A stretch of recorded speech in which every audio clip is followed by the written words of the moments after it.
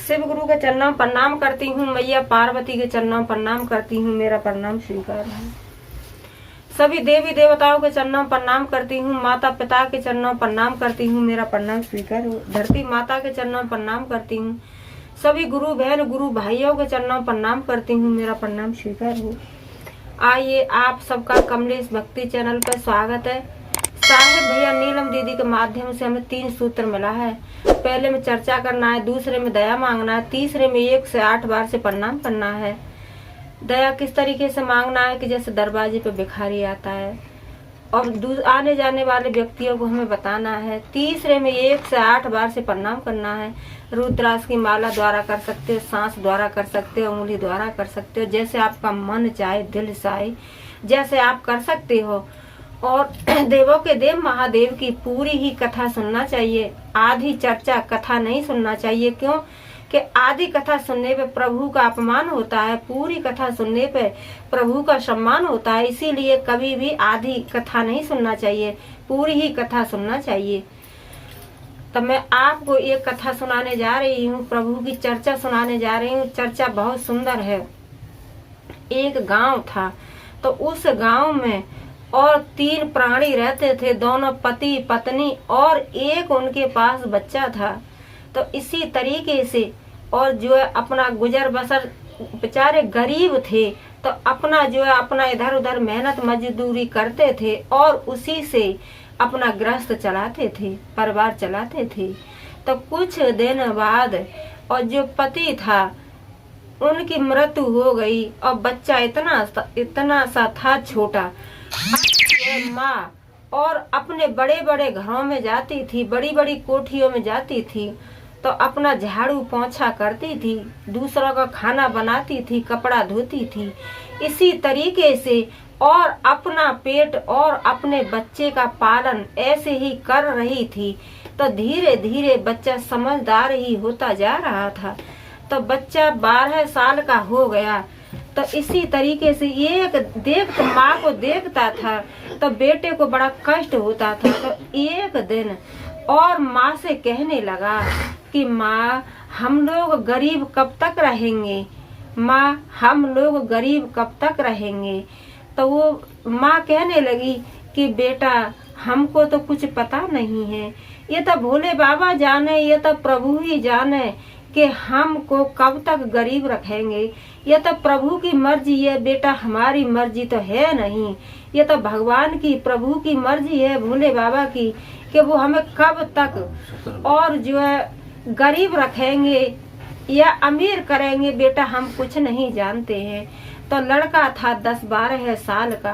तो लड़का अपनी माँ से कहने लगा कि माँ मुझे भगवान कहाँ मिलेंगे, मैं भगवान से मिलना चाहता हूँ, माँ मुझे बताओ भगवान कहाँ मिलेंगे।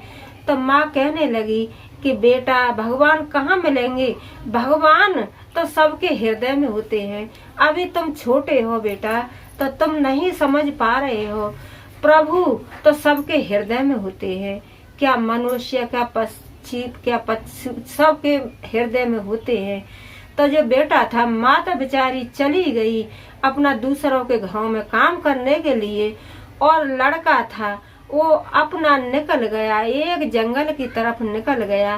तो वहाँ पे एक भोले बाबा का मंदिर बन रहा था प्रभु का, और वहाँ जा करके हाथ जोड़ करके कहता था कि हे प्रभु भोले बाबा हमें बताओ कि भगवान कहाँ मिलेंगे, हे भोले बाबा हमें तो भगवान से मिलना है, मुझे भगवान से मिलाइए। तो इसी तरीके से और सवेरे से शाम तक यही करता था कि हे भोले बाबा हमें बताओ भगवान कहाँ है, भगवान हमें कहाँ मिलेंगे।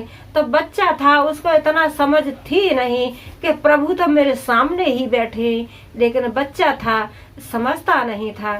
तो फिर अगले दिन गया, तो फिर वही जाकर के मंदिर में फिर कहने लगा हे प्रभु हमें बताओ कि भगवान कहाँ मिलेंगे, भगवान से हमें बातें करनी है।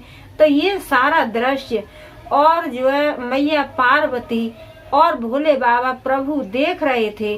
तो मैया पार्वती कहने लगी कि स्वामी आपका नन्हा सा छोटा सा कैसा भक्त है, आपसे कैसी पुकार रहा है, आपको कैसी पुकार लगा रहा है, प्रभु जाओ बच्चे को दर्शन दो, प्रभु जाओ बच्चे को दर्शन दो।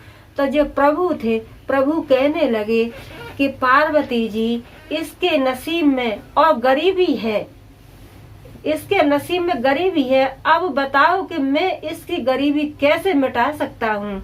जब इसके नसीब में ही गरीबी है तो मैं इसकी गरीबी कैसे मिटा सकता हूँ। तब पार्वती मैया कहने लगी कि हे प्रभु, वो तो पता है कि इसके नसीब में गरीबी है, लेकिन इसको कोई ऐसी रास्ता दिखाओ कि जे अपना कर्म करे और इसकी गरीबी दूर हो, इसकी गरीबी दूर हो, ये अपना कर्म करे। तो जो मैया पार्वती और शंकर भगवान एक जो है साधु का और साधनी का रूप रख करके, साधु साधनी का रूप रख करके, ब्राह्मण ब्राह्मणी का, और दोनों आए। और वो तो कह ही रहा था बेचारा गरीब का बच्चा कि हे भोले बाबा, हे प्रभु हमें भगवान से मिला दो, भगवान कहाँ मिलेंगे, हे प्रभु हमारी गरीबी दूर करो, हे प्रभु हमारी माँ दूसरों के घरों में झाड़ू पोछा करती है, उसी से हमारा पेट चल रहा है। तो जो मैया पार्वती और शंकर भगवान दोनों प्रकट हुए और उन्होंने क्या किया कि इतने सा और जो है कपड़ा में और कुछ बांध करके, नोट पैसा बांध करके और वहां पर रख दिए, उसको पता ही नहीं रहा। और वो दोनों पति पत्नी रख के और चले गए एक पोटली में, और उसे बेटे को पता ही नहीं था। बेटा तो अपने बस यही बात बोल रहा था। तो कोई दूसरा आया पूजा पाठ करने के लिए, तो उस पोटली को और जो दूसरा आया था वही उठा के लेके चला गया। तो फिर भोले बाबा अपनी मैया पार्वती से कहने लगे कि पार्वती जी, देखा आपने कि इसके नसीब में और धन है ही नहीं, इसके नसीब में अमीरी है ही नहीं। देखो मैंने इसको आपके कहने पे इतना धन दिया था, वो भी धन कोई दूसरा ले गया, तो इसके नसीब में अमीरी है ही नहीं, सुख है ही नहीं। तो मैया पार्वती कहने लगी कि नहीं प्रभु, ऐसा नहीं है, ये एक नन्हा सा बच्चा है, छोटा सा बच्चा है, ये आपको कैसी पुकार लगा रहा है, कैसा पुकार रहा है। प्रभु आपको कुछ करना ही होगा, इसके बच्चे के लिए आपको कुछ करना ही होगा, और इस बच्चे की पुकार आपको जरूर सुननी पड़ेगी। तो कहते हैं ना कि प्रभु जी फिर मजबूर हो गए, तो फिर पृथ्वी पे फिर आए, उसी मंदिर पर फिर आए। तो बच्चा तो छोटा था, बच्चे को तो कुछ पता ही नहीं है, बच्चे को कुछ पता ही नहीं है। तो फिर प्रभु ने क्या किया कि फिर उसको जो वहाँ उसके पीछे और फिर कोई मतलब सोना चांदी की पोटली बना के रख गए, उसे भी कोई दूसरा लेके चला गया। फिर मैया पार्वती से कहने लगी कि देखो पार्वती जी, इसके नसीब में अमीरी है ही नहीं, मैं क्या कर सकता हूँ। तो मैया पार्वती फिर हट कर गई कि नहीं प्रभु, आपको इसकी अमीरी दूर, इसकी गरीबी दूर करनी पड़ेगी। ये नन्हा सा छोटा सा भक्त, और अब के आपको असली में दर्शन देने होंगे। तो मैया पार्वती और शंकर भगवान दोनों, प्रभु और मैया पार्वती, बच्चे के सामने प्रकट हुए और जो कहने लगे कि बेटा मैं तुम्हारी भक्ति से और बहुत खुश हूँ, प्रसन्न हूँ, आप बताओ कि आपको अब क्या चाहिए। तो वो कहने लगा लड़का कि प्रभु मुझे तो भगवान का दर्शन करना है और मुझे भगवान से बातें करनी है। तब प्रभु अपने रूप में आए और कहने लगे कि बेटा दर्शन करो और बताओ कि हमें क्या चाहिए, तुझे क्या चाहिए। तो फिर कहने लगा लड़का कि हम बहुत गरीब हैं, मेरी माँ दूसरे के घरों में झाड़ू पोछा करती है और वहीं से हमारा जीव चलाती है, मानो पेट चलाती है। तो प्रभु जी ने और उसको ज्यादा सा धन दिया, और जो धन लेकर के गए थे वो भी सोचने लगे कि किसी का दूसरे का धन खाना अच्छी बात नहीं है। अगर तुम आज उसका धन खाओगे तो कल तुमको जरूर उसका बदले में देना होगा। इसीलिए कभी भी दूसरे की धन की इच्छा नहीं करना चाहिए, दूसरे के कोई भी चीज का लालच नहीं करना चाहिए।